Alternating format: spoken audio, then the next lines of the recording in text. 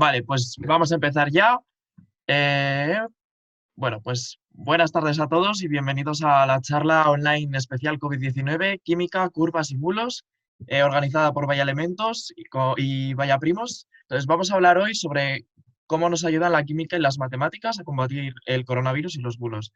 Antes de nada, pues comentaros que en caso de que alguien no haya podido entrar a la charla, pues que la charla será subida a YouTube, se está grabando, así que no os preocupéis por el aforo y en caso de que sea necesario, se ampliará se harán charlas sucesivas para que todo el mundo pueda tener acceso a ello, ¿vale?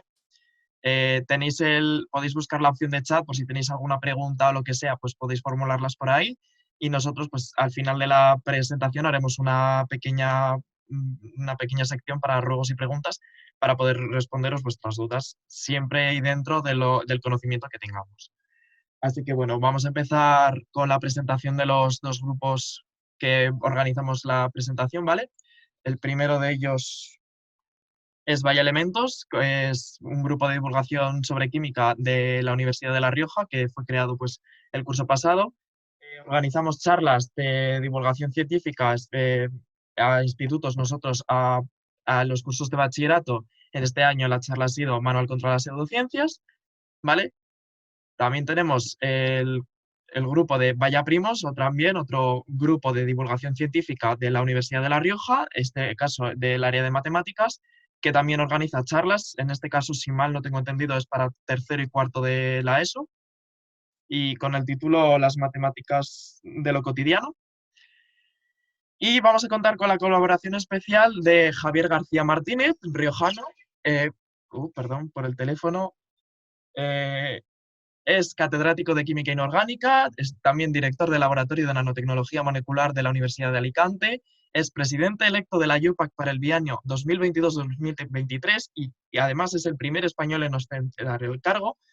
Y aparte de ser fiel colaborador de la Universidad de La Rioja, es el fundador de Celera, que es un acelerador de talento, una aceleradora de talento joven español que es bastante conocido sobre todo ahora por el hecho de haber creado el proyecto Open Ventilator, por el cual pues se ha diseñado un respirador, pues sobre todo para la crisis en la que estamos viviendo ahora mismo.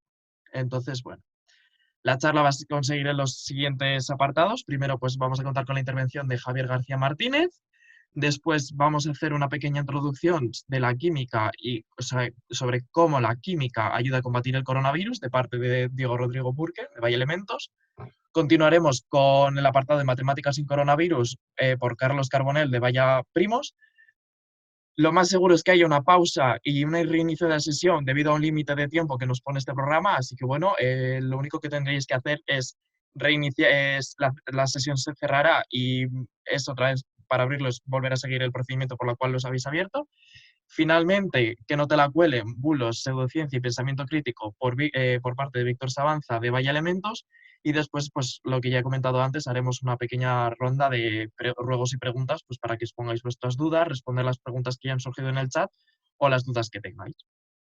Así que bueno, vamos a comenzar ya como tal la conferencia, así que le voy a darle la palabra a Javier García y él nos contará lo que nos ha venido a contar.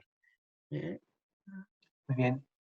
Bueno, en primer lugar, muchísimas gracias por la oportunidad. Estoy encantado de participar en esta charla online que han hecho Vaya Elementos y Vaya Primos. La verdad que es una suerte contar con estudiantes que aprovechan esta oportunidad para organizar actividades para todos, ¿no? Además, estoy encantado de ver que es precisamente la Universidad de La Rioja quien les está apoyando para divulgar la importancia de la ciencia en estos momentos.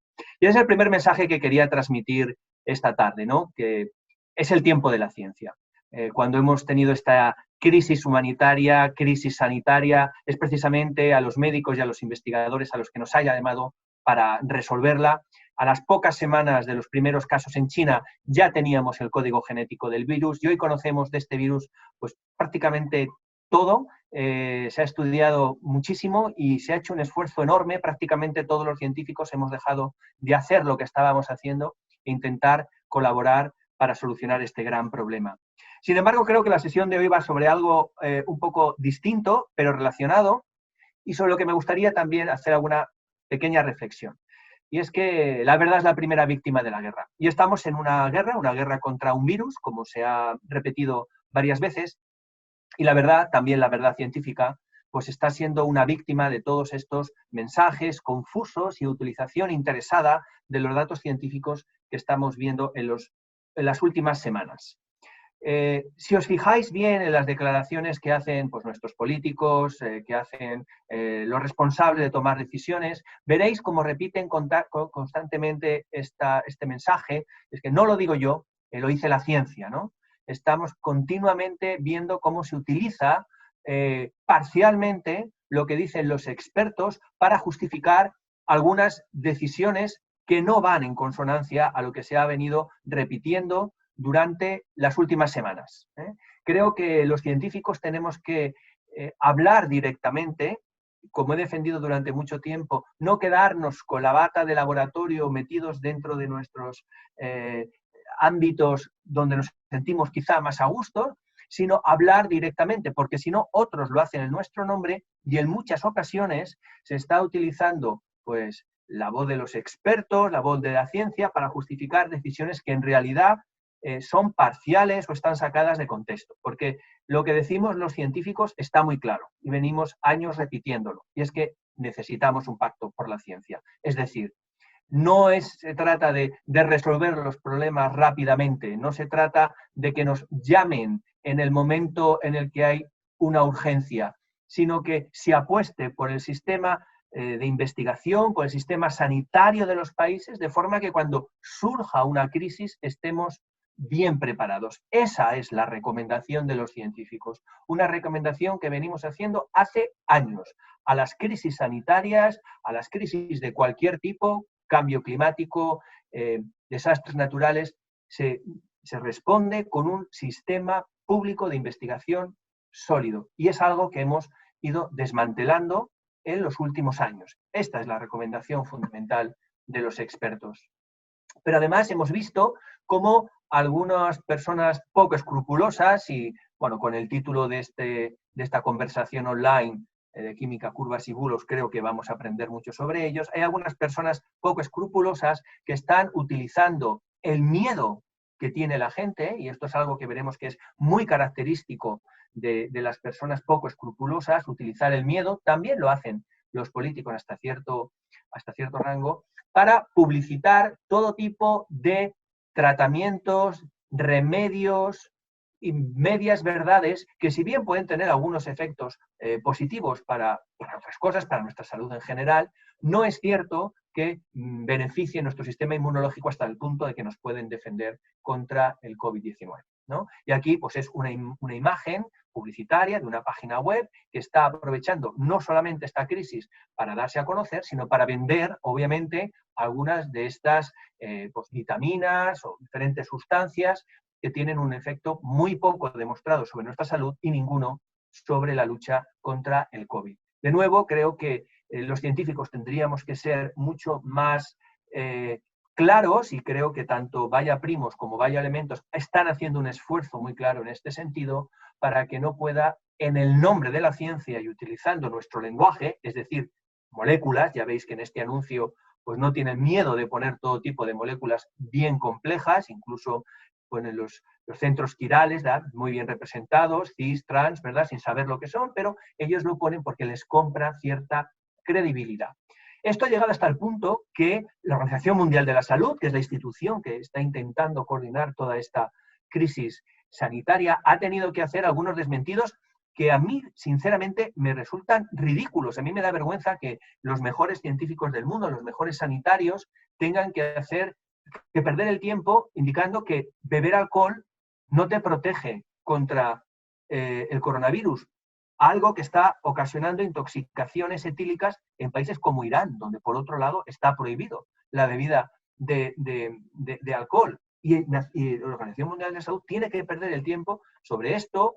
O otra de las recomendaciones que se ven en Internet, tomar el sol, que si estás a más de 25 grados, pues que se muere el virus. Pues no, los virus no se mueren si tomas el sol, ni tampoco si comas ajo.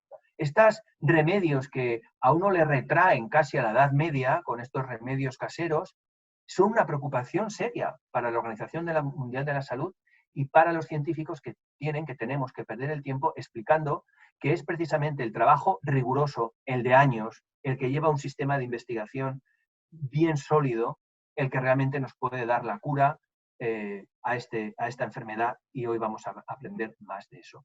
Y sin duda también los matemáticos tienen muchísimo que aportar. Para empezar, igual hasta nos pueden enseñar cómo se pueden hacer proyecciones desde este punto hasta ver qué nos va a pasar en varios meses. No sé, la incertidumbre que tienen este tipo de predicciones, y de nuevo cómo se está, de forma torticera, debo decir, utilizando algunas recomendaciones o algunas frases extraídas de contexto de los expertos para justificar por qué se ha respondido tarde a una pandemia cuando la evidencia era muy clara, cuando las recomendaciones eran muy claras, no solo en España, sino en otros países como Estados Unidos o el Reino Unido o Brasil, de la cual sus líderes pues prácticamente hasta hace muy poco despreciaban la opinión de los científicos, que ahora utilizan para justificar medidas muy duras. Con todo eso, de nuevo, agradecer a estos vaya genios, que es como llamo yo a vaya elementos y vaya primos, y bueno, pues desde la IUPAC le hemos querido hacer un pequeño regalito, y no se me ocurría ninguna mejor forma de combinar algo que le gusta mucho a los químicos y algo que les encanta a los matemáticos, como es esta tabla periódica de los números primos. No sé si la habéis visto, sabéis que yo tengo una afición especial por la tabla periódica, también los números primos, y yo pensaba que esta era la imagen que resumía ese matrimonio perfecto que hay entre los elementos y los primos en una imagen única. Bueno, ya veis que esto seguramente lo habrá hecho un matemático porque no ha llegado a Loganesón. Se ve que no sabe dónde termina la tabla periódica. Bueno, bromas aparte, de nuevo, muchísimas gracias. Aprovecho también para indicaros que la semana que viene, el 16 de abril a las 7 de la tarde, en la Academia Joven de España hemos organizado también una conversación online, un webinar sobre cómo la ciencia española está respondiendo al COVID-19, en el que vamos a contar con matemáticos, químicos y una de las personas que están liderando esta lucha contra el COVID-19, Laura Lechuga, que se van a unir a una conversación, ya veis, tiempos muy cortitos, para que luego tengamos 20 minutos de discusión. Sin nada más, de nuevo, enhorabuena a los Vaya Genios.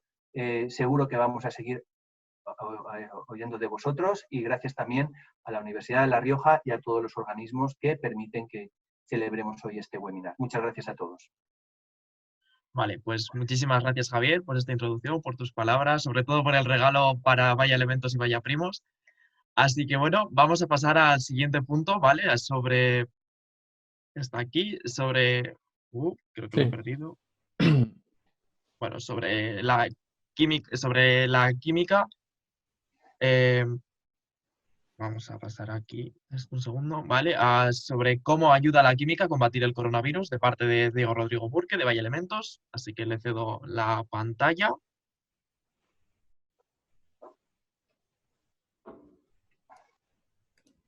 Cuando quieras, Diego. ¿Está?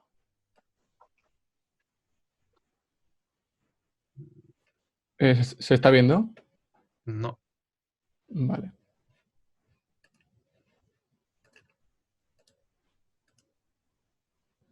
Los pequeños problemas del directo. Sí, sí, un momento. Vale, ahora sí que empieza. Vale. A ver si puedo empezar.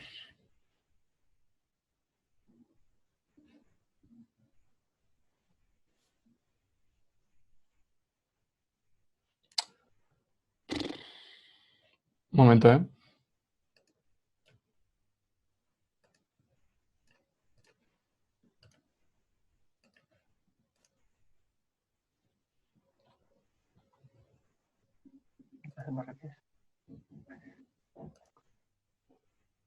Vale, ¿ahora?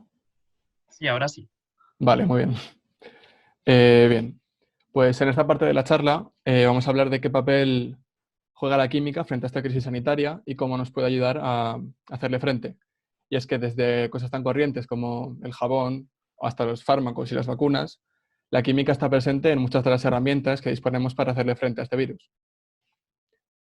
Y eso empieza en la prevención al virus, que es nuestra primera línea de defensa y que por suerte está al alcance de todos, así que es importante conocer todos los métodos que disponemos. Bien. Quizá el más conocido y el que ha sido más recomendado es lavarse las manos con agua y jabón. Algo que parece muy simple, pero que hace que el virus no quede en la piel cuando tocamos algo que estaba con el virus, con las manos, y luego al tocarnos podamos infectarnos. ¿Cómo consigue el jabón hacer algo tan importante siendo algo aparentemente tan simple?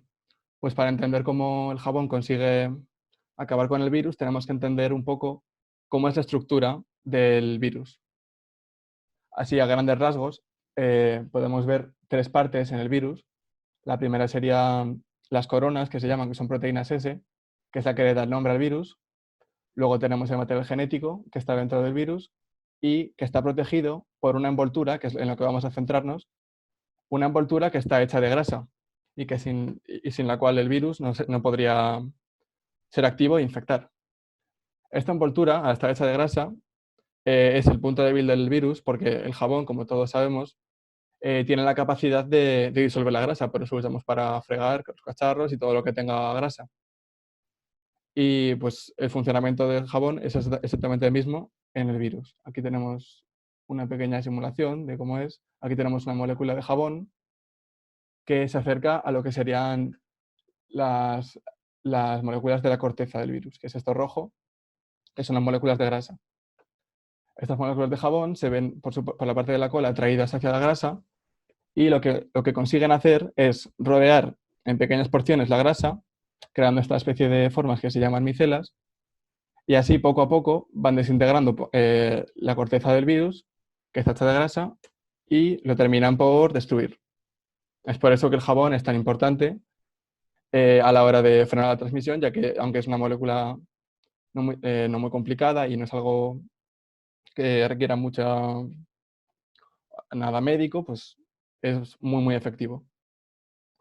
Bien, tenemos más métodos frente al virus para prevenirnos. También los geles desinfectantes con alcohol, que son geles hidroalcohólicos que están hechos de una mezcla de alcohol y agua y funcionan de forma pues, similar al jabón. También se encargan de disolver esta envoltura del virus y también deterioran la estructura de las proteínas que antes veíamos. Y por último, tenemos por un lado la lejía y la agua oxigenada, que en definitiva son lo mismo. Su uso no es higiénico, su uso es más bien para superficies, ya que son agentes más agresivos y su característica es que son oxidantes. Y esto lo que les permite es al virus todos sus tejidos, todas sus partes que hemos visto antes, las consiguen degradar. Y es por eso que se usan para limpiar superficies como podemos ser puertas, donde puede haber restos del virus y demás sitios.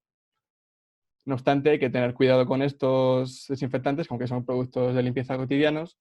Ahora están en boca de todo el mundo y hay que tener cuidado con, por ejemplo, las mezclas que se pueden hacer, que mucha gente ha propuesto, que pueden ser tóxicas. Y bien, estos serían los métodos de prevención, que son muy importantes, pero no son lo único que disponemos para enfrentarnos al virus. Y desde luego con la pandemia que tenemos encima hace falta algo más. Y aquí están los medicamentos, que es el tema que más ocupa ahora mismo las noticias. Cada día salen noticias sobre nuevas vacunas, sobre terapias que se están probando todavía. Y es que la industria farmacológica está trabajando a contrarreloj ahora mismo para encontrar soluciones y tratamientos eficaces para acabar con este virus y también en un futuro una vacuna que será determinante para acabar con esta situación. De toda la selección de candidatos que hay ahora mismo, he seleccionado 3, que quizás son los que están siendo más sonados, empezando por esta mezcla de 2 fármacos que son el ritonavir y el lopinavir, que anteriormente se usaban para tratar el VIH, para tratar sus síntomas, y ahora se están volviendo a proponer para tratarlo, el COVID-19. También tenemos igualmente la cloroquina, hidroxicloroquina. Está dado bastante más que hablar, ya que hubo un ensayo en Marsella de una muestra relativamente pequeña donde parecía que daba buenos resultados. Bueno, eso está ahora mismo todavía sobre la mesa. Lo que sí sabemos es que es un fármaco que se usaba frente a otra infección que es la de la malaria. Y en último lugar, pues he colocado aquí el remdesivir, que su historia es parecida, también era una molécula que se usaba ya para otro tipo de enfermedad, que en este caso era el ébola, que es la más reciente de las que hemos puesto aquí.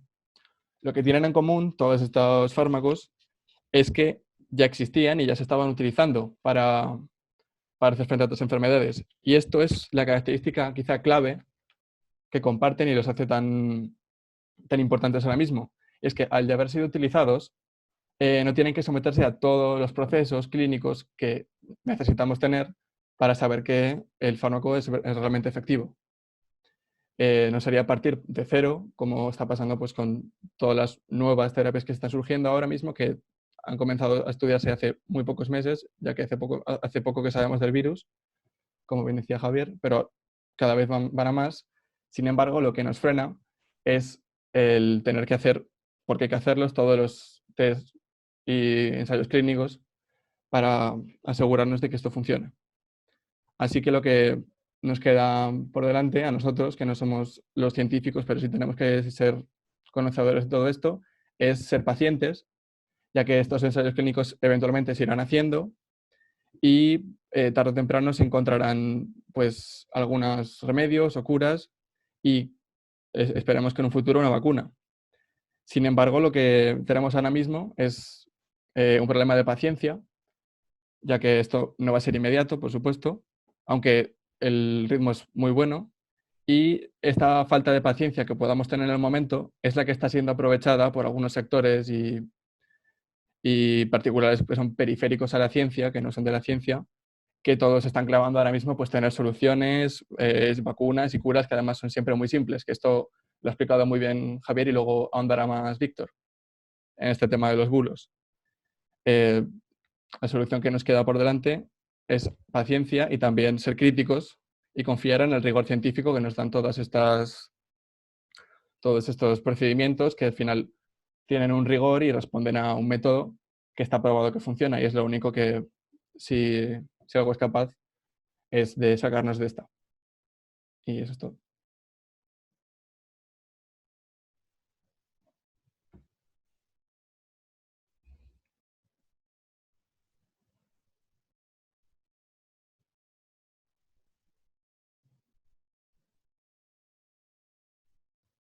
Javi, creo que estás muteado, ¿eh? Sí, perdón. Vale. Bueno, pues gracias, Diego, por esta explicación sobre cómo eliminar el virus y sobre los medicamentos y vacunas que va a haber. Va a haber una alarma de que en 10 minutos va a haber un corte, así que bueno, de todos modos vamos a dar paso a la siguiente parte, ¿vale? A la parte de matemáticas y coronavirus que va a presentar Carlos Carbonell de Vaya Primos. Cuando vaya a ver el corte, pues igual se hace igual que como habéis entrado, es volver a abrir el navegador en la página web de Zoom, podéis entrar otra vez a ingresar a una reunión, es volver a meter la misma ID, la misma contraseña y volveremos a empezar. Daremos como 5 minutos para que todo el mundo vuelva a entrar y volveremos a empezar, ¿vale? Bueno, pues Carlos, te doy la palabra. Buenas tardes. Lo primero, gracias a todos los que estáis conectados aquí, disfrutando un poquillo, por lo menos atendiendo a estas explicaciones que estamos dando. Y en primer lugar, me gustaría agradecer a Javier García por el gran papel que está haciendo con Celera, porque me parece una maravilla lo que están haciendo con The Open Ventilator y además en un tiempo bastante récord. Así que mi más sincera enhorabuena. Y bueno, también agradecer a la entidad Vaya Primos por la colaboración que nos han pedido y aquí estamos brindándola. Y sin más dilación, porque parece que andamos un poco pillados de tiempo, pues vamos a empezar. Voy a enseñaros mi presentación.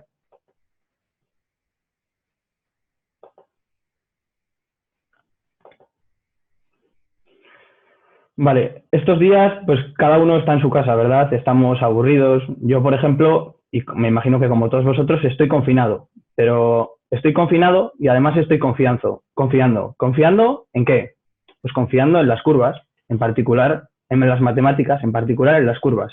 Luego le encontraréis más sentido a esta frase que acabamos de decir. Vale. Lo primero, decir que esto no solo es una crisis sanitaria, sino que también es logística, económica y política, y además de dimensiones globales. Entonces nos preguntamos, ¿son suficientes las medidas que estamos tomando? ¿En qué ciudades, por ejemplo, tendrían que abrir más hospitales de campaña? ¿Con qué capacidad esos hospitales?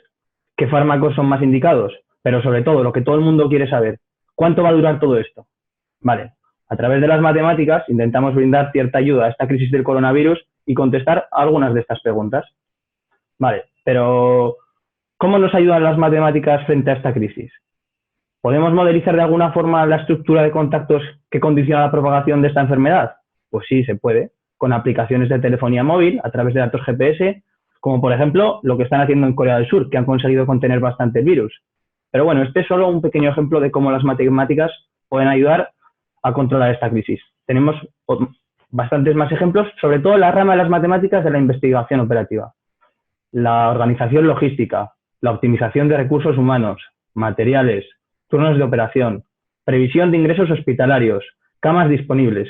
Todo ello, todas estas cuestiones se abordan desde la investigación operativa, que casualmente, como bien ha comentado antes Javier, nació la investigación operativa en tiempos de guerra. Y sí, igual estamos en una guerra ante un enemigo invisible.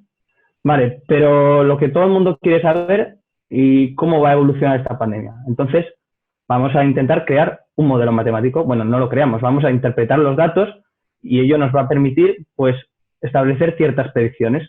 Pero antes de nada, ¿qué es un modelo matemático? En matemáticas, modelizar es intentar extraer los aspectos de la realidad más significativos y plasmarlos en forma de expresiones o ecuaciones. El objetivo, por supuesto, es poner en marcha toda la maquinaria de las matemáticas para explicar la realidad física o predecirla. Pero es muy importante saber que se trata de una abstracción de la realidad. Vamos a tener ciertas probabilidades de acertar con esa predicción, pero nunca va a ser exactamente así. Y de hecho nos podremos equivocar, porque estamos intentando predecir algo y en realidad hay muchos más factores que no estamos pudiendo contemplar en nuestras ecuaciones. Vale, entonces un modelo matemático muy conocido frente a la crisis del coronavirus, sobre todo ahora, es el modelo del SIR. Que este modelo del SIR, ¿en qué se trata? Vale, distingue en una población total de N personas tres tipos de personas. Los susceptibles, que van a ser los con la S, los infectados con la I y los recuperados con la R. Vale.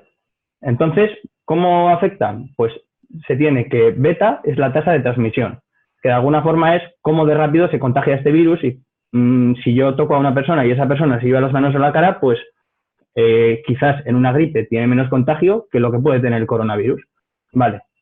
Y también otro parámetro muy importante es la tasa de recuperación, que es cómo de rápido una persona infectada se va a recuperar. Vale. Entonces, esto se puede modelizar con las ecuaciones diferenciales, que es lo que tenemos escrito ahí, ese sistema de ecuaciones diferenciales, y realmente no vamos a abordar aquí cómo resolverlo, porque no es el objetivo de esta charla, sino vamos a mostrar lo que vienen a representar una vez resuelto, que existen técnicas matemáticas para resolverlo. Vale, entonces, ¿cómo se puede ver de forma gráfica? Pues los tres tipos de población que hemos explicado antes se pueden ver en esa gráfica. Entonces, ¿cuál va a ser el objetivo? Vamos a pensar, queremos que para superar el coronavirus, que se transmita mucho o que se transmita poco. Efectivamente, que se transmita poco. Entonces nos gustaría que la curva roja, esto es una gráfica que en el eje vertical sale el número de personas, en este caso, si estamos hablando de los contagiados, que es los infectados, la curva roja, y en el eje horizontal el tiempo, ¿vale? Entonces nos gustaría que esa curva roja de alguna forma bajara. Pero antes de nada vamos a ver cómo afecta si tú sales a la calle y te contagias y cada vez vas contagiando más a la gente. Pues fijaos lo que hace. Esa curva va subiendo y no nos interesa que haya tantos contagiados. De hecho, nos gustaría que no hubiera ninguno. Vale, pero ¿por qué es tan malo que suba el número de contagios y realmente qué es lo que ocurre? Vale, nuestro sistema sanitario tiene una capacidad máxima. Entonces, que es como se puede ver aquí en esta línea horizontal roja.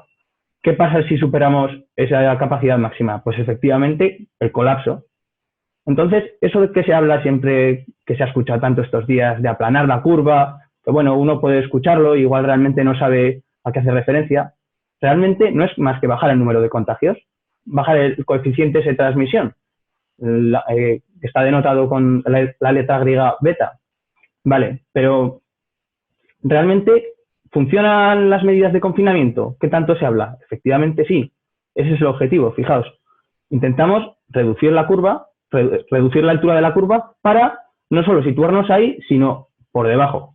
Entonces ya el sistema sanitario tendrá la suficiente soltura como para poder atendernos a todos y superaremos todos esta crisis y veis que la curva verde, que es la de recuperados, pues efectivamente sí, nos gustaría que todo el mundo, esas N personas, aunque no es posible, esas N personas estarían recuperadas. Entonces vamos a buscar acercarnos hacia esas N personas. Vale, y ahora, hablando de modelos matemáticos y de predicción, realmente un modelo matemático intenta predecir. Y para ello vamos a ver una cosita. Tengo aquí una moneda de 1 euro, que me imagino que la veréis, vale. Pero, ¿qué tendrá que ver esto con los modelos? Vale, pensemos que esta moneda de 1 euro la tiramos al aire 100 veces y vamos apuntando el número de caras y el número de cruces. ¿Verdad? Que uno diría, ¿cuántas caras o cuántas cruces? Y diría, 50 y 50. Vale, y si yo te digo 51 y 49, dices, hombre, claro, puede ser. Si te digo 55 y 45, hombre, claro, también.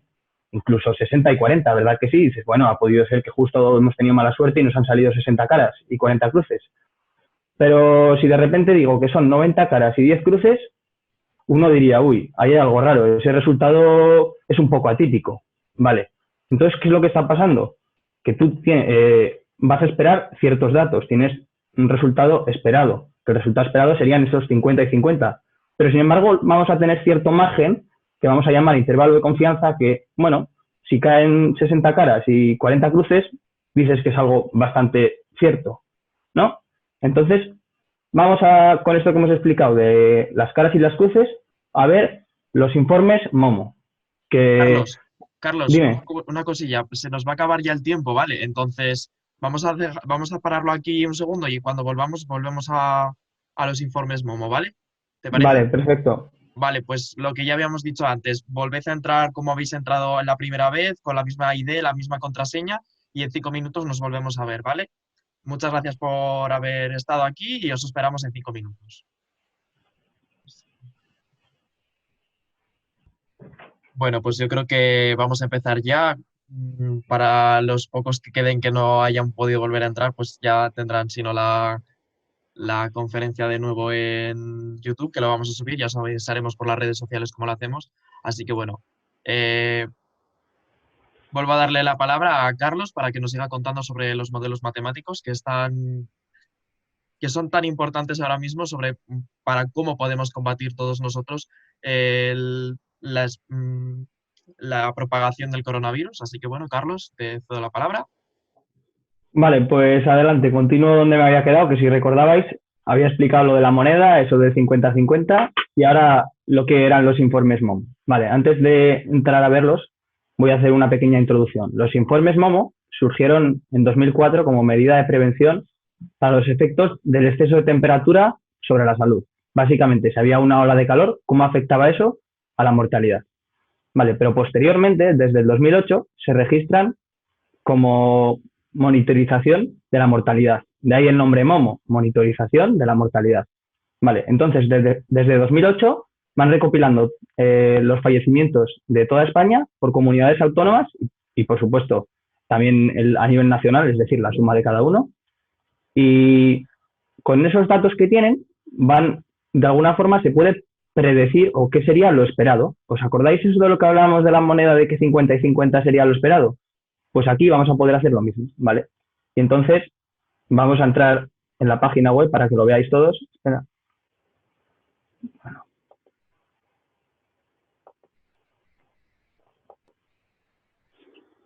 Vale, entonces aquí en Momo cada semana van subiendo un nuevo informe que va conteniendo los datos anteriores y los nuevos. Entonces, en este del 6 de abril, fijaos, básicamente es importante notar que, claro, uno puede fallecer en un pueblo bastante lejano y bastante pequeño hasta que se notifica al municipio más grande y el municipio lo notifica a este registro que van guardando, que es, por cierto, no lo he dicho, pero es a nivel del ministerio, o sea que es totalmente oficial. Hasta que se notifica hay cierto retraso, que es lo que se explica aquí en el segundo párrafo, que las defunciones observadas en los últimos 28 días se van corrigiendo por el retraso. Vale, y esto que acabo de decir lo veremos ahora mismo en una gráfica. En un rato veremos cómo ese retraso se muestra en una gráfica. Entonces, se pueden ver datos a nivel nacional y a nivel internacional, ¿vale? Vamos a ver una gráfica a nivel nacional en la que vamos a ver en el eje vertical las defunciones y en el horizontal el tiempo. Esa franja de la que hablábamos, de ese 50-50 que sería lo esperado con la moneda, es la línea azul más oscura. Vale, pero luego, cuando decíamos que tú tiras la moneda y te salen 60 caras y 40 cruces, es dentro de lo esperado, sería esta franja. Claro, esta franja así más morada oscurita. Vale, y los datos reales son los que se ven aquí con estas pendientes, estos sub y bajas. Vale, entonces, ¿qué pasa? Claramente, cuando estalló la crisis del coronavirus aquí en España y empezó cada vez a haber más muertos, pues se puede ver en esta zona de aquí. Entonces, fijaos que esto es la gráfica, pero luego tenemos unas tablas que nos dicen, si vamos observando y podemos leer detenidamente lo que pone, estos serían los 35.673 fallecimientos en esta época, que en cada informe que van subiendo lo dice. En este caso es del 17 de marzo al 6 de abril. Vale, entonces, si nos fijamos en esa tabla, se han observado o se han notificado 35.673 fallecimientos. Vale, y luego, ¿qué era lo esperado? Si teníamos datos desde 2008, 2009, 2010, así hasta 2019, se esperaba que hubieran fallecido unas 23.600 personas. Entonces, ¿qué pasa? Que hay un 12.000 que es un exceso, lo que supone en porcentaje pues un 51%. Básicamente, si tú ves la gráfica, ahí mismo estás viendo que ha habido muchas muertes, cosa que dices, bueno, pero no me estás diciendo nada nuevo, pues lo mismo que me dicen las noticias, muchas muertes y ya está. Bueno, no solo es eso, porque tened en cuenta que esto viene con cierto retraso, estas gráficas. Entonces, realmente, estos son datos totalmente oficiales, porque en las noticias, cuando se habla de 800 fallecimientos, vale, esos fallecimientos que son, por lo general son gente que ha fallecido en hospitales y previamente se le había hecho el test de coronavirus y había dado positivo. Gente que ha podido fallecer en su casa con coronavirus, o incluso gente que ha podido fallecer en su casa por otra causa que no sea coronavirus, simplemente por el colapso del sistema, por miedo al hospital, por miedo de ir al hospital y poder contagiarse. Realmente tú dices, han muerto 800 personas por coronavirus, pero es que el impacto no son 800, realmente son más. Entonces, estos datos, cuando en un futuro pasemos la crisis del coronavirus, se podrán contrastar con los datos oficiales. Si tú irás viendo muertos por días de coronavirus en España, sumas todos en el periodo de coronavirus y ves cuánto difiere con esta gráfica. Entonces, eso sí que vas a tener una estimación más real de cómo está afectando el coronavirus al número de fallecimientos. Pero no es solo eso, porque fijaros, esto tiene también por comunidades autónomas, y nos vamos a ir en este caso a La Rioja. Y fijaos, si alguno ha estado mirando, bueno, me imagino que casi todo el mundo, resulta que casualmente ayer en La Rioja salió el pico de más fallecimientos en todo lo que llevamos de coronavirus. Y este artículo que estoy enseñando ahora mismo es previo a ese dato. Y fijaos qué pasa por las últimas fechas, por ahí por el 5 de abril. ¿Qué pasa ahí? Que realmente, o sea, antes del 5 de abril, vale, sí que está por encima de lo esperado el número de funciones, pero ¿cómo es posible que en plena crisis del coronavirus esté incluso casi saliéndose, pero por el margen inferior? No es posible que haya tan pocos fallecimientos. Ojalá, pero la realidad es que no. Entonces, ¿qué es lo que está pasando? Recordemos eso de que venía con retraso las notificaciones a este organismo. Entonces, si en estos días ha salido tan bajo el número de fallecimientos, ¿realmente qué está pasando? Antes de saber que el número de cifras de fallecidos ayer en La Rioja eran 19 personas, tú interpretas esta gráfica y dices, no es posible, no puede ser que haya tan pocos fallecimientos con lo que está pasando. ¿Qué puede ser posible? Ah, que no se haya notificado el fallecimiento. Entonces, quizás esas 19 personas que fallecieron ayer en La Rioja, en las últimas 24 horas, había ciertos retrasos. Entonces, de alguna forma, esta gráfica que salió previa a esos datos que os hicieron en La Rioja, se podía interpretar que llevábamos mucho retraso en cuanto al número de muertos y que había unos cuantos acumulados y efectivamente salieron 19, que hasta el momento es la cifra más alta y esperemos que no sea más. Y bueno, tras esto espero que os haya gustado mi parte y mi intervención y si tenéis alguna pregunta, pues adelante, no dudéis. Muchas gracias por haber atendido. Nada, muchas gracias a ti, Carlos, por esta explicación sobre los modelos y sobre la monitorización y todos estos asuntos. Y bueno, vamos a pasar al siguiente apartado ya, vamos a pasar con Víctor Sabanza, que nos va a explicar pues, sobre, un poco sobre los bulos, vamos a explicarnos pues, sobre cómo detectarlos y sobre todo qué creernos y qué no creernos. Así que Sí, Víctor, bueno. pues te cedo la palabra. Y yo quiero dar las gracias a todos, antes de nada, ¿no? A todos los que han hecho posible que estemos hoy aquí, a la universidad, a la Unidad de Cultura Científica, a los profesores que nos apoyan siempre, a Vaya Primos también y a Vaya Elementos, a mis compañeros, pero especialmente a Javier, ¿no? Por haber querido colaborar y estar ahí apoyándonos a los jóvenes. Para mí es siempre un placer que acudas a nuestras actividades. Vale, yo voy a hablar un poquito de los bulos, la parte que me toca. Quiero, antes de nada, poner en contexto por qué hacemos esto. Es porque este año, desde Vaya Elementos, estamos dando charlas sobre pensamiento crítico y sobre ciencia para chicos de instituto. Entonces, estamos muy en contacto con esto. Habrán notado que estas últimas semanas hay una sobreinformación respecto a todos estos temas y, lógicamente, lleva aparejado que haya información errónea, información falsa y que haya gente que, como ha dicho Javier al principio, no se aproveche y que nos la quiera colar. Entonces, este apartado está ligado a esta labor que llevamos desempeñando este curso y está destinado a que no nos la cuelen, a que no nos cuelen estos bulos. Para ello, primero, me gustaría hablar un poco de ciencia y de pseudociencia. Sé que en esta foto aparece ahí Einstein pegándose con un hippie. Yo no tengo nada contra los hippies, pero sí que me gustaría distinguir un poco el conocimiento científico del que no lo es, porque eso va a ser clave a la hora de distinguir los bulos, como ha dicho Javier, los científicos dicen, ¿no? Pues primero tenemos que identificar realmente en qué se basa el conocimiento científico. Voy a explicarlo así rápidamente. Aquí a la izquierda pueden ver la representación de lo que es el método científico. Tiene unas fases en las que no me voy a detener, pero sí que es significativo este bucle que ven aquí de experimentación y teoría. Es clave en el método científico experimentar nuestras hipótesis, lo que pensamos que puede ser cierto, experimentarlo, contrastarlo con la realidad. Y, a su vez, eso va a generar una teoría que va a generar nuevos experimentos, nuevas preguntas. Esto va a provocar un conocimiento dinámico.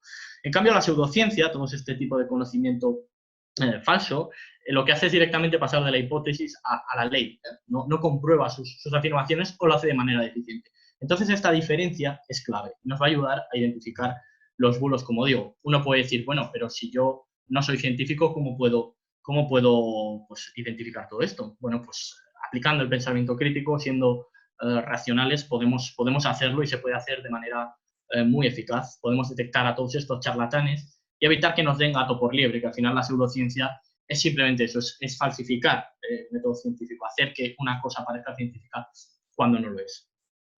Centrado en este tema del coronavirus, quiero aclarar una herramienta que nos ayuda, que ya ha comentado Diego, nos ayuda poderosamente a realmente determinar qué es eficaz, y es el ensayo clínico. El ensayo clínico es la herramienta principal de la medicina basada en evidencia, la medicina basada en el método científico.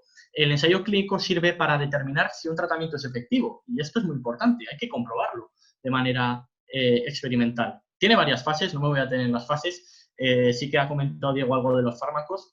Los fármacos que se están probando ahora ya están aprobados, han pasado estas fases preclínicas, estas primeras fases, ya sabemos que son seguros y ahora lo que se está determinando es que efectivamente sean eficaces contra el coronavirus.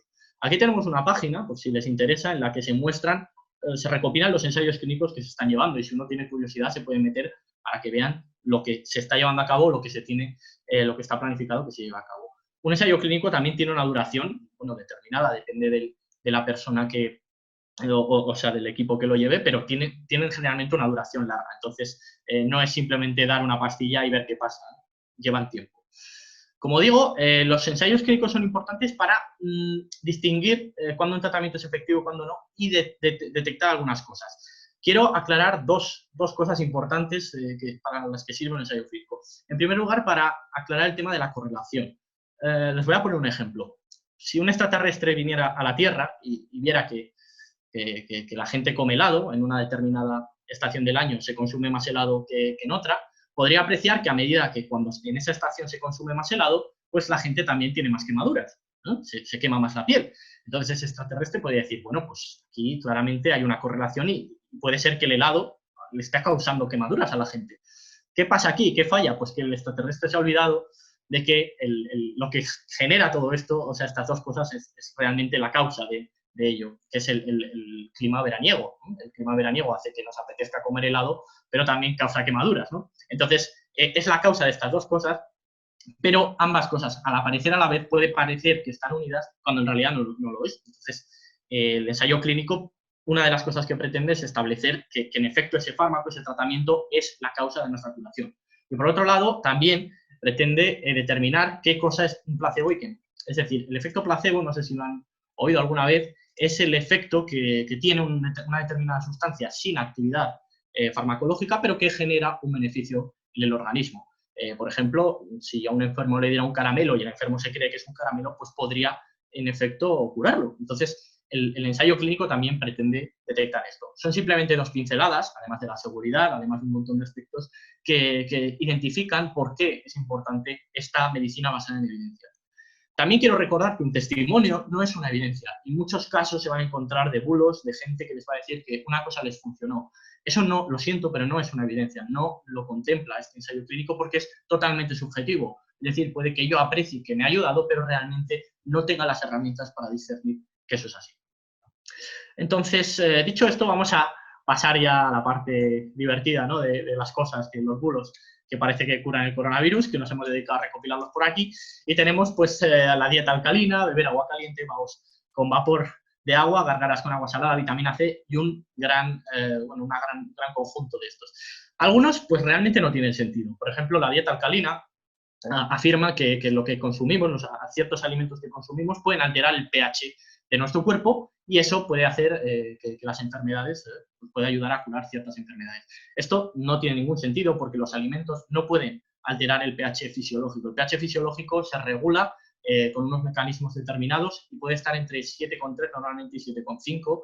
Entonces, por consumir ciertos alimentos no vamos a conseguir alterarlo y realmente no tiene sentido. Estos otros 3 que aparecen aquí, de beber agua caliente, vaos con vapor y las gárgaras, han surgido a raíz de ciertos estudios que han salido por ahí. Javier ha destacado antes un bulo que ha desmentido la OMS de que el virus muere al sol. Pues están relacionados con eso, que la gente lo coge y dice, pues como el virus, por ejemplo, muere a alta temperatura, pues si bebo vasos de agua caliente lo voy a matar. Entonces, como digo, no hay ninguna evidencia que lo apoye, no hay ningún ensayo clínico que lo apoye, simplemente hemos establecido esa correlación y hemos dicho, pues esto va a funcionar seguro.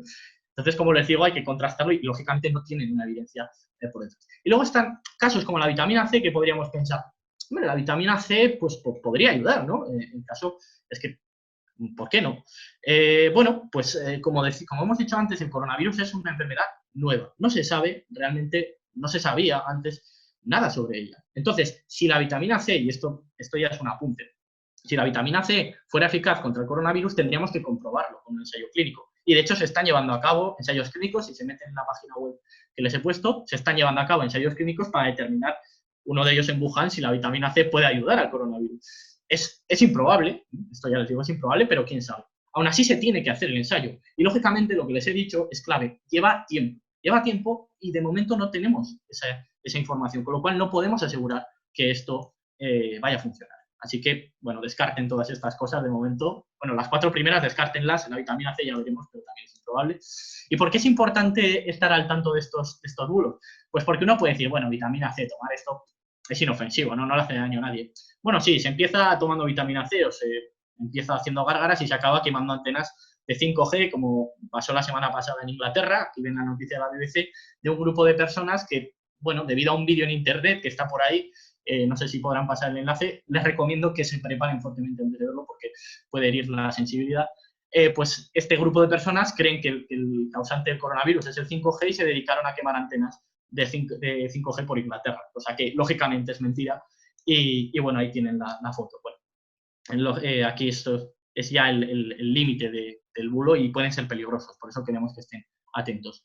Las recomendaciones, ir a fuentes verificadas, ir a organismos que realmente de expertos estén recopilando información para actualizar todo esto. La OMS, el Centro para el Control de Enfermedades, el Ministerio de Sanidad, irán actualizando la información, irá diciendo lo que realmente tiene evidencias de que funciona y lo que no.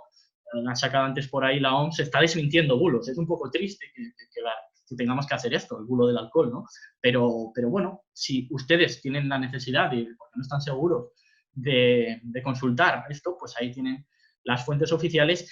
Y quiero recalcar una cosa, es que a veces pueden generar desconfianza, pueden decir, joder, pero si es que la OMS está cambiando cada día de recomendaciones, un día me recomienda ibuprofeno, otro día me dicen que no me ponga mascarilla, y es que esto es lógico, porque el conocimiento científico se basa en las evidencias que tenemos, y como es una enfermedad nueva, cada día van surgiendo nuevos datos, cada día van surgiendo nuevos estudios, y tenemos que actualizar esa información. Entonces esa información, esas recomendaciones evolucionan en función de la evidencia disponible. Por eso les digo que no desconfíen, no piensen que es una conspiración si estos organismos cambian de idea, porque en función de la información que tenemos, pues se actualiza.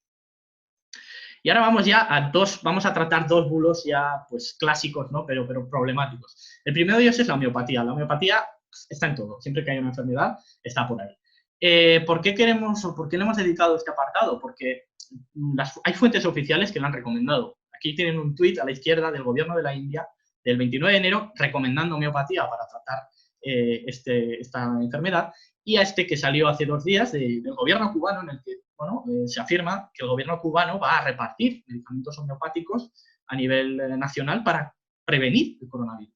Entonces uno puede decir, joder, pero si esto viene de un organismo nacional, alguna evidencia tendrá que tener.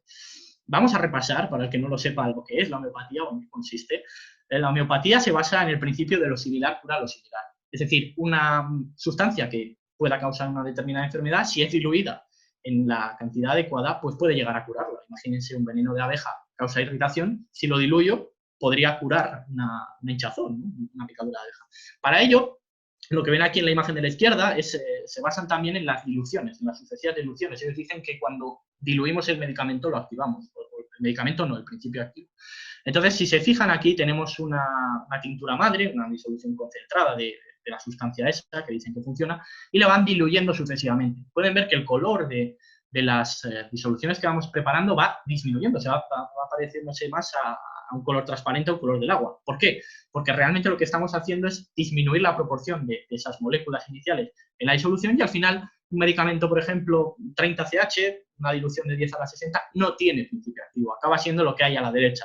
Agua, si el medicamento es líquido, o caramelos, si se suministra en la forma de esas bolitas que ven ahí.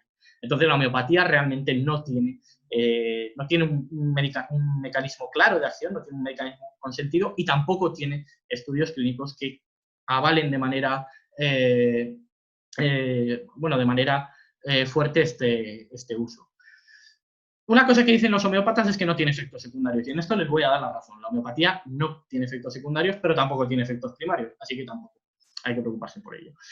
Vamos a pasar al último bulo, que es el más problemático. Este es el que ha estado muy candente estos días, al final comentaré una reflexión, que es el bulo del MMS-CDS, a explicar de qué está la cosa, como remedio para el coronavirus. El MMS o MMS son las siglas de suplemento mineral milagroso.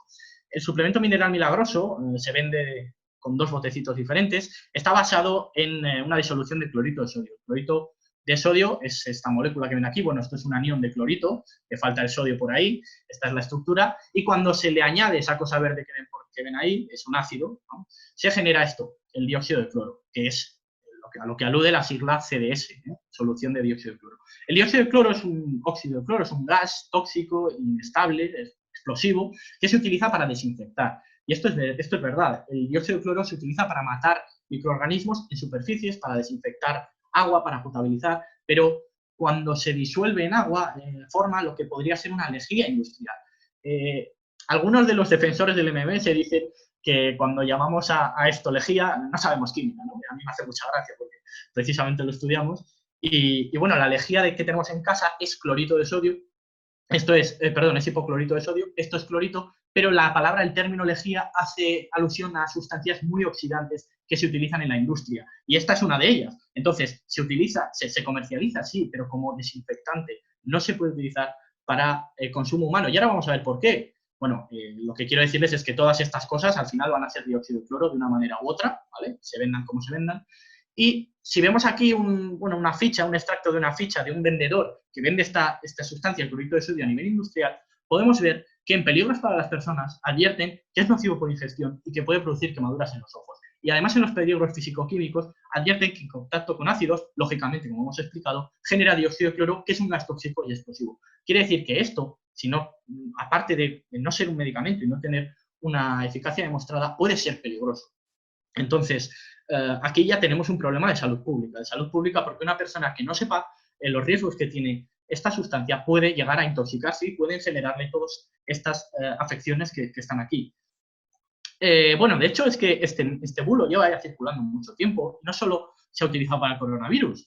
El MMS presuntamente cura desde la malaria hasta el SIDA, el cáncer, el ébola y el autismo.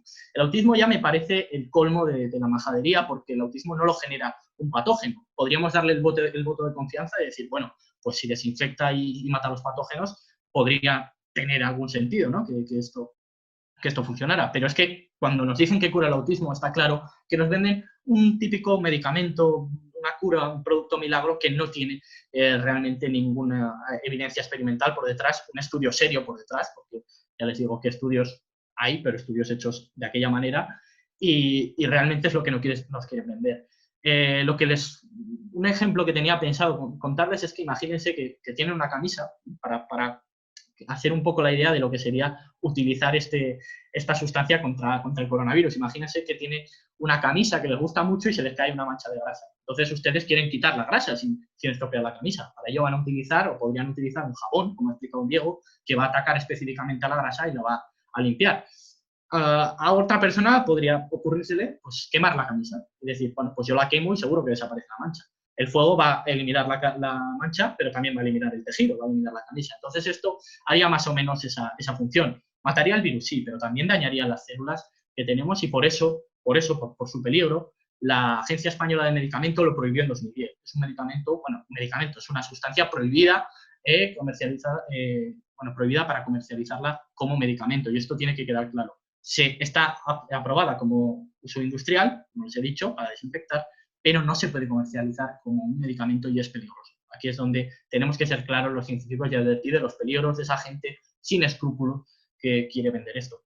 Lo que quiero decir es que ojalá hubiera un medicamento que pudiera curar todo esto, pero por desgracia no lo hay, ¿no? Y hay gente que se quiere lucrar con ello. Si fuera tan fácil, pues nos ahorraríamos mucho sufrimiento, pero no es así.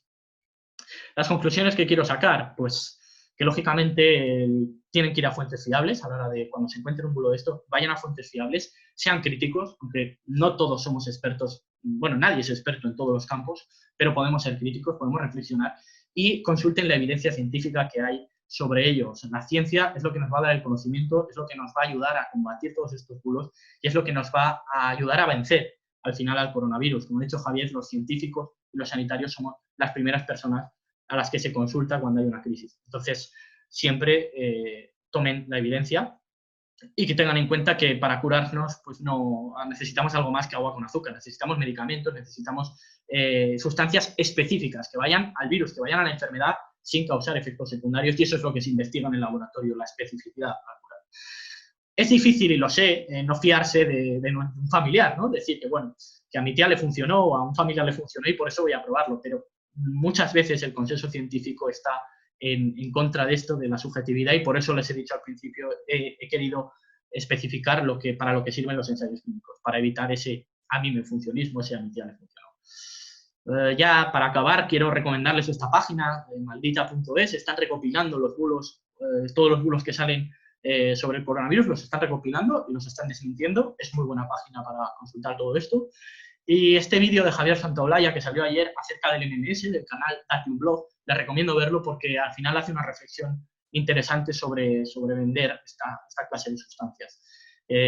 Espero que les haya gustado esta intervención, espero que sean críticos y que la ciencia les acompañe, ¿no? Que en estos días tan difíciles. Muchas gracias.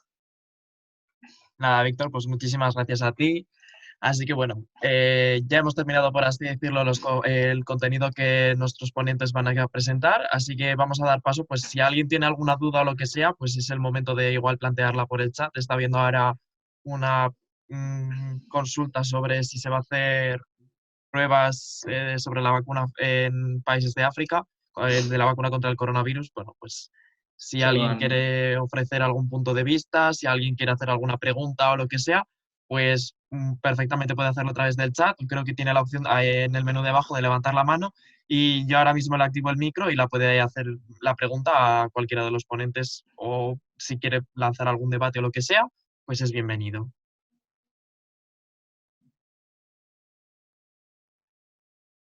Yo espero no haber sido muy duro con los homeópatas. O sea, me caen muy bien, pero es que hay cosas. Espera, creo que por aquí hay una pregunta, a ver si la encuentro.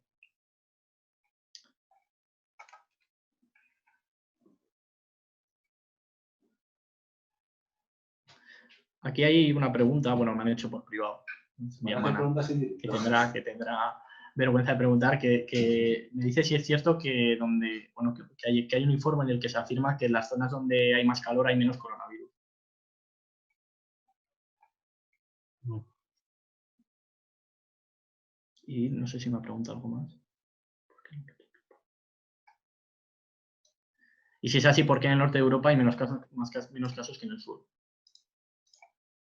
Bueno, yo voy a dar mi punto, esto ya es mi punto de vista. Yo creo que la cuestión radica en cómo se recuentan los casos. En un país africano no vas a tener la capacidad de recuento, por ejemplo, que en un país europeo o en un país con más recursos. Entonces, no se sabe, bueno, yo no me atrevería a afirmar que haya menos casos si realmente no se ha hecho un recuento fiable. Y los recuentos, estamos viendo que en cada sitio son distintos, pueden ser la principal fuente de diferencia, ese recuento.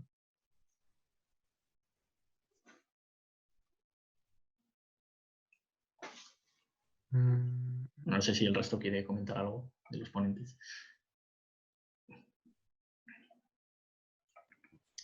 Bueno, pues si no va a haber más preguntas, bueno, pues han comentado por el chat que una pena no poder dar un aplauso, pero bueno, no queremos colapsar los Sí, sistemas de micrófonos porque entonces igual nos quedamos sordos después del caluroso aplauso que les vais a dar.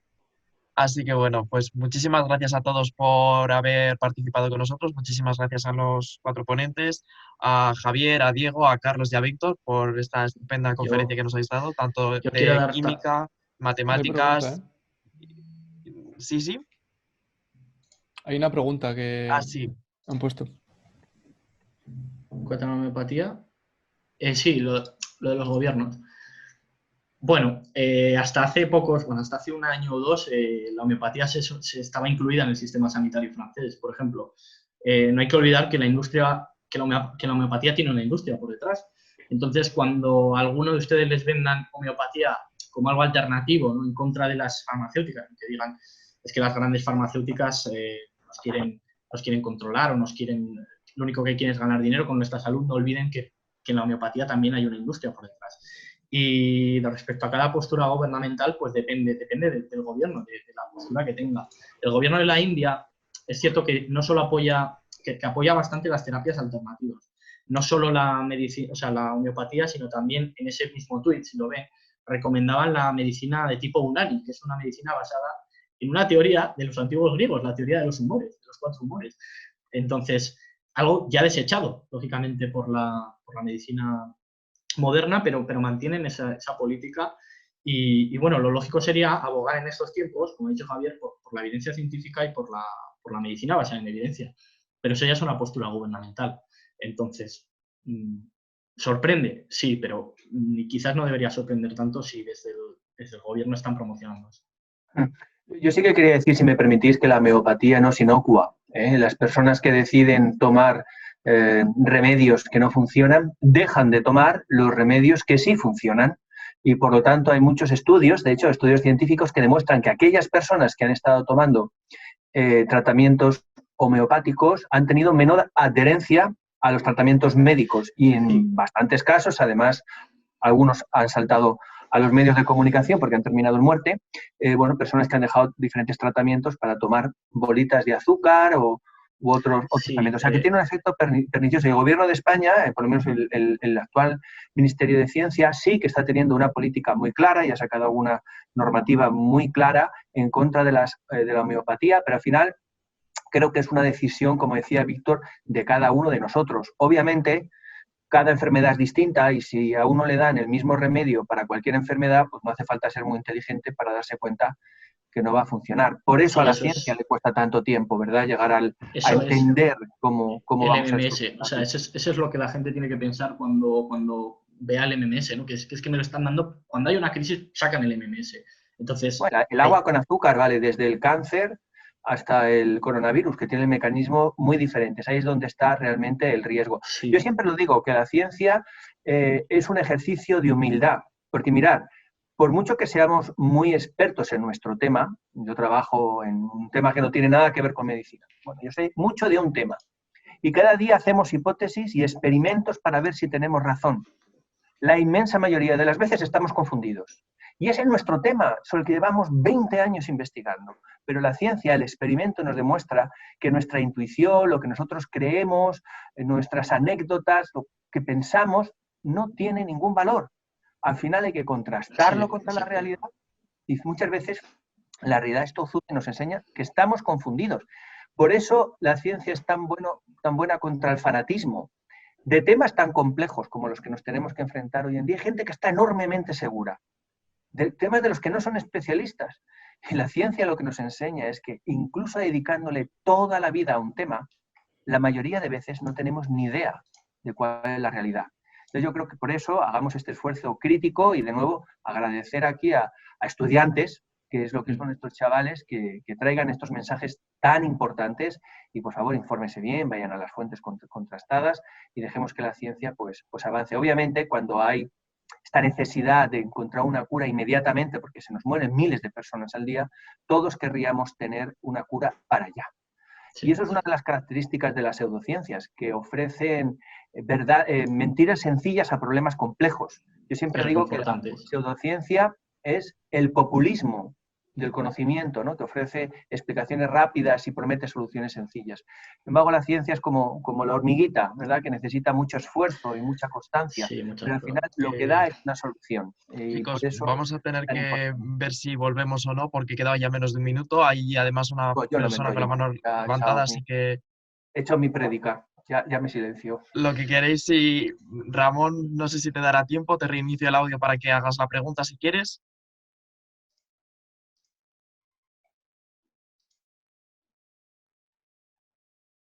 Ramón, bueno, Yo creo que Ramón quería agradecer a todos los asistentes. Bueno, bueno, sí, pues yo nada, quería dar eso, las gracias a todos y sobre todo al equipo que ponen por ahí, que no aparecen las chicas, es que somos un equipo y hemos estado colaborando todos. Entonces, Carmen ha estado por ahí por el chat, ya les digo que es una labor de equipo y hoy nos ha tocado a nosotros, pero otro día les podría haber tocado a ellas. Entonces, bueno, pues sobre todo gracias a los que lo hacen posible y a que nos den la oportunidad a los estudiantes de hablar y dar aportar, ¿no? Lo mismo en nuestro equipo.